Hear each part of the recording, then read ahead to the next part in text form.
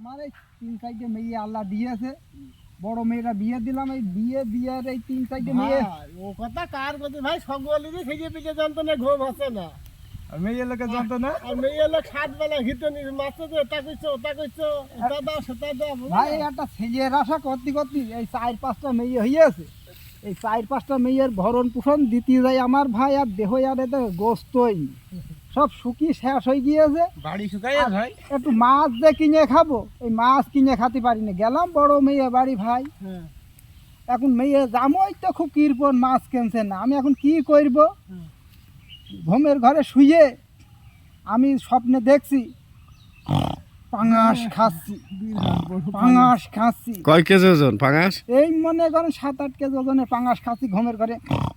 আমার এই স্বপ্ন দেখে আমার মেয়ে মন করছে আমার বাপ পাঙাশ মাছ খাইনি মনে হয়, আজকে সকাল হোক আমার জামাই যে পাঙাশ মাছ কিনতে দিবাটাবো।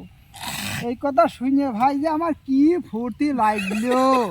তখন মনে হইলে যে মেয়ে 5টা হয়েছে, আল্লাহ আরও 6-7টা দিক, আর আমার আর দুঃখ নেই।